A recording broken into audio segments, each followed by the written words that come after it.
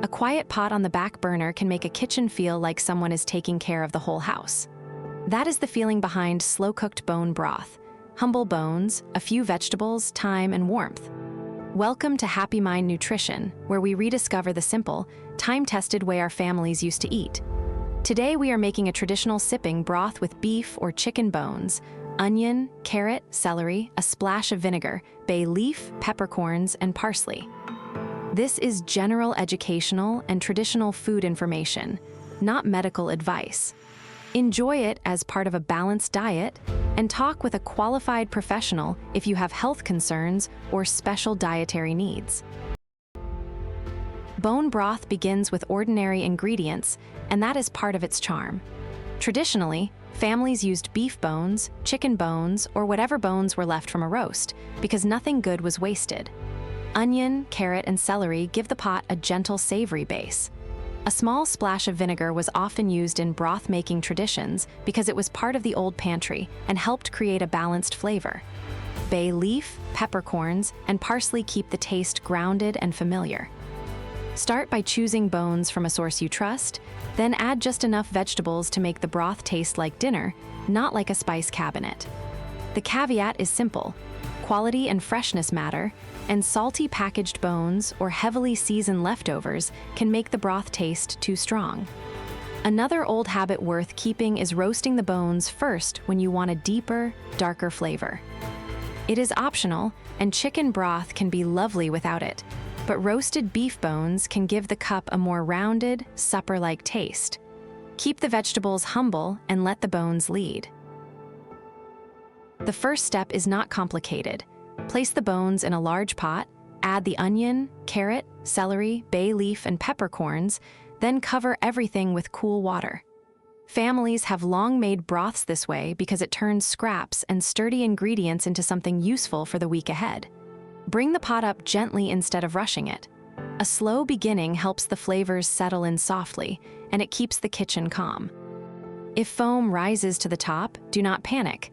That is why a spoon lives beside the pot. The practical tip is to leave room at the top of the pot so it does not bubble over. The caveat: broth should be handled like any cooked food, with clean tools and safe cooling later. The heart of bone broth is the gentle simmer. Not a hard boil, not a loud rolling pot, just a slow movement under the surface that says time is doing the work. In old kitchens, a broth pot might sit low and steady while other chores happened around it. That slow pace is why people remember it as comforting. To start today, lower the heat once the pot begins to steam and bubble lightly, then keep it at a calm simmer. Check it now and then, add a little water if the level drops too much, and let the aroma build. The honest caveat is that longer does not always mean better. If it tastes flat, bitter, or overly cooked, stop and season gently rather than forcing it. Skimming is one of those small kitchen habits that feels old-fashioned in the best way. As the broth simmers, foam and bits may collect on the surface. Traditionally, cooks skimmed this away with a spoon, not because the broth needed to be perfect, but because it made the finished cup clearer and more pleasant. Seasoning also comes near the end, not at the very beginning. Sea salt, a little more pepper, and chopped parsley can bring the pot to life without making it heavy. A useful tip is to taste the broth warm in a mug before adding more salt. The caveat is that people who need to watch sodium should be especially thoughtful and ask a professional for personal guidance. One of the most traditional ways to enjoy broth is also the simplest. Pour it into a mug and sip it slowly. People have long reached for warm broths during cold mornings, quiet evenings, or days when they wanted food that felt gentle and familiar. This is not about making a medical promise. It is about a warm, savory drink that connects us to old kitchen rhythms. To try it today, strain a cup of broth, warm it gently, add parsley or a pinch of salt, and sit down with it instead of drinking it while rushing.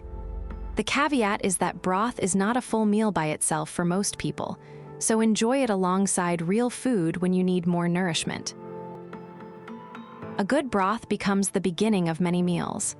Families have long used it as the base for vegetable soup, chicken soup, bean soup, rice dishes, sauces, and simple stews. That is why broth was a pantry skill before it became a wellness trend. If you make a batch, think of it as quiet support for everyday cooking. Use it to simmer lentils, loosen leftover grains, warm shredded chicken, or make a quick soup with carrots and greens. The do-it-today idea is to freeze small portions so future meals taste more homemade. The caveat is storage. Cool it safely, refrigerate what you will use soon, and freeze the rest so the tradition stays safe as well as cozy. Another easy use is breakfast soup, which sounds unusual until you remember how many families started cold mornings with something warm and savory. A ladle of broth with leftover rice, a soft egg, or a few greens can turn yesterday's odds and ends into a gentle first meal. That quiet pot on the back burner is not magic. It is memory, thrift, and patience working together. Bone broth is worth making if you enjoy warm, savory drinks, homemade soups, and the old habit of using every part of the food you buy. Start with chicken bones if you want a lighter flavor, or beef bones if you want something deeper. Keep the seasoning simple, sip it from a mug, or use it as a base for meals. As always, this is general educational and traditional food information, not medical advice, and everyone's needs are different, so speak with a qualified professional if you have concerns. Subscribe to HappyMind Nutrition for more gentle kitchen traditions. Good food was never meant to be complicated, so keep it simple, keep it warm, and enjoy it the way families always have.